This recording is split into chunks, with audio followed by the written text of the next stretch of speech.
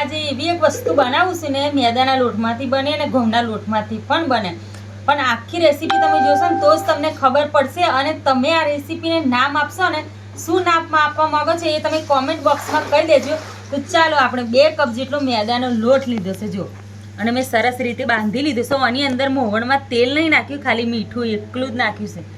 અને પાણી વચ્ચે લોટ આવી રીતના બાંધી લીધો છે. તમે ઘઉંનો લોટ પણ લઈ શકો છો, પણ મને મેદાના ભાવ એટલે મેદાના નાખે છે. અને જો લીલા ધાણા લીધા છે, લીલા ધાણા પણ અંદર આવી રીતના મિક્સ કરી લેવાના. તો બધું મિક્સ કરી લઈશું આવી રીતના. તો જુઓ, સરસ રીતે આવા મેદાની અંદર લીલા ધાણા આપણે મિક્સ કરી લીધા ને, તો હવે આ એકદમ ના બહુ ઢીલો કે ના બહુ કઠણ, તો હવે આને આપણે કમ્પ્લીટ બંધાઈ ગયો છે. તો 10 મિનિટ સુધી આપણે આને ઢાંકી અને રહેવા દઈશું. તો ચાલો મિત્રો, 10-15 મિનિટ પછી લોટ જુઓ એકદમ સરસ રીતે આપણો મેલ્ટ થઈ ગયો છે. ફરી એક વખત એને હાથ મારી લઈશું જો આવી રીતના. હવે જેમ આપણે રોટલીનું ગુલ્લું કરતા હોય ને, એવી રીતના આવું ગુલ્લું કરી લેવાનું. જો સરસ રીતે ગુલ્લું થઈ ગયું ને. તમે આ નાસ્તો ઘઉંમાંથી પણ બનાવી શકો છો, પણ મને મેદાના લોટનો ભાવ છે એટલે અમે મેદાનો લોટ લીધો છે. તો જેમ આપણે રોટલી વણીએ છે ને એ રીતના તમારે વણી લેવાનું છે, જેમ રોટલી વણતા હોય એવી જ રીતના.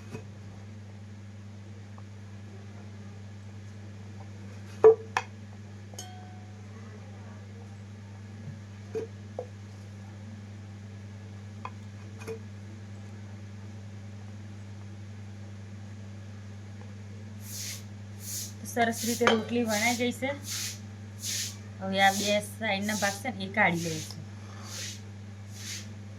હવે જો તમારે આવી રીતના કટ કરી લેવાની, જેમ આપણે દાળ ઢોકરીની ઢોકરી કટ કરીએ ને એવી રીતના.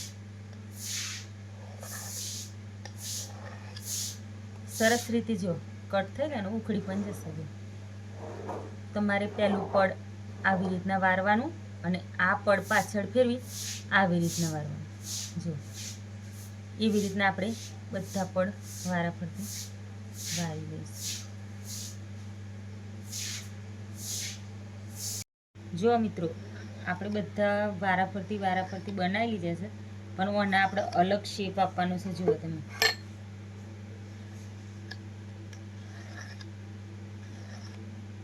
એટલે શું, ઘરમાં નાનું બાળક હોય ને તો અલગ અલગ ખાવાની છોકરાઓને પણ મજા પડી જાય. એને આપણે આવી રીતના રોલ કરી લઈશું, જેમ ખાંડવીનો રોલ હોય ને એવી રીતના. જો આવી સરસ રીતના આપણે રોલ વારી લઈશું. તો બધા જ રોલ આવી રીતના તૈયાર કરી લઈશું.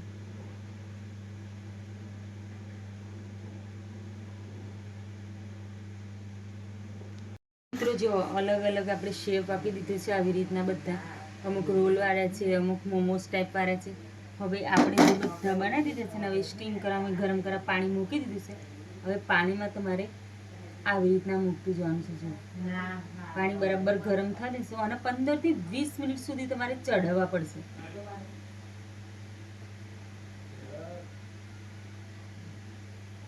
કારણ કે મને આપણે પછી ચડાવવાના નથી, એટલે પહેલાં જ ચડાવવાના છે. અને મને ખબર છે ને ત્યાં સુધી મારા ગામમાં, આખા ગામમાં આ રેસીપી કોઈએ બનાવી નહીં. ફર્સ્ટ ટાઈમ હું જ બનાવું છું. બાકી કોઈએ આ રેસીપી અત્યાર સુધી બનાવીને ખાધી નહીં હોય, પણ અત્યાર પછી તમે આ રેસીપી એક વખત બનાવીને જોશો ને તો તમને વારે ઘડીએ આ ખાવાનું મન થશે આ રેસીપી બનાવીને. તો બધા સ્ટીમ કરી લઈશું. 15 મિનિટ સુધી આપણે ચડવા દેવાના છે.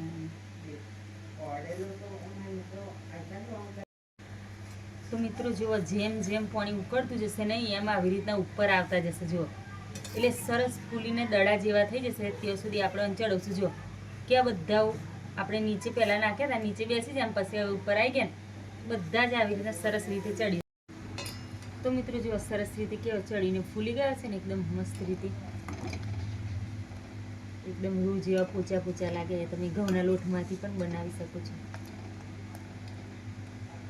ચાલો આવે અને આપણે ઠંડા કરી લઈશું ને આપણે વઘાર કરી લઈએ.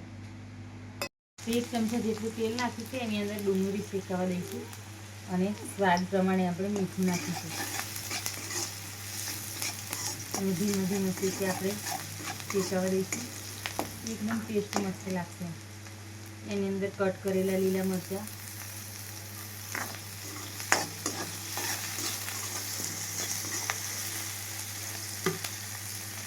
અને ટામેટું એડ કરી દઈશું.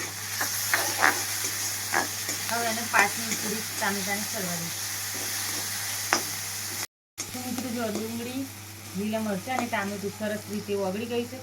હવે અડધા કપ જેટલું તમારે પાણી નાખવાનું છે, વધારે નાખવાનું નથી, અડધા કપ જેટલું.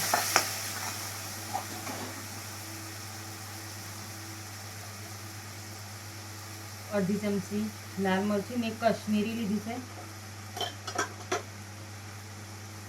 અડધી ચમચી જેટલી હળદર, અડધી ચમચી જેટલો ગરમ મસાલો અને મીઠું તો આપણે પહેલાં જ નાખી દીધું છે.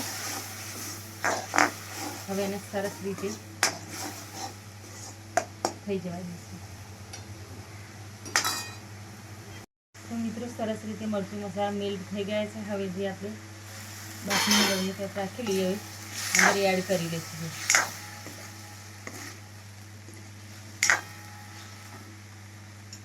સરસ રીતે ખાવામાં પણ જોરદાર લાગે અને તમે પહેલી જ વાર બનાવો ને તો પણ પરફેક્ટ જ બને. અને તમારા ઘરમાં નાનું બાળક હોય ને આવી તમે બનાવીને કંઈક નવી વાનગી આપો ને તો વારે ઘડીએ ખાવાનું મન થાય. તો મિત્રો જો કેટલો મસ્ત બની રેડી થાય છે ને, એની અંદર આપણે થોડો મસાલો એડ કરીશું. ચાટ મસાલો પણ નાખી શકો છો, પનીર મસાલો પણ નાખી શકો છો, ચણા મસાલો પણ નાખી શકો છો. બધા મસાલામાંનો ટેસ્ટ એકદમ જોરદાર જ આવશે. અને જો મિત્રો કેટલા સરસ બનીને રેડી થાય છે ને, હવે એના પર આપણે લીલા ધાણા એડ કરી દઈશું. મિત્રો તમે એકવાર ખરેખર જો આ રેસીપી બનાવીને ખાધી ને તો બીજી વાર તમને ખાવાનું મન થશે. એટલી જોરદાર આ રેસીપી બને છે. અને હા, મને ખાતરી છે કે અત્યાર સુધી તમે આ રેસીપી બનાવીને નહીં ખાધી હોય. તો જુઓ મિત્રો કેટલી ટેસ્ટી લાગે બનાવી. હવે આપણે આને સર્વ કરી લઈશું. મિત્રો તમે આપણા ફેસબુક પેજ પર હોય ને તો આપણા ફેસબુક પેજને ફોલો કરજો અને યુટ્યુબ ચેનલ પર હોય તો આપણી ચેનલને સબસ્ક્રાઈબ કરી દેજો અને કોમેન્ટ બોક્સમાં જરૂરથી લખજો કે તમને અમારો વિડીયો કેવો લાગ્યો.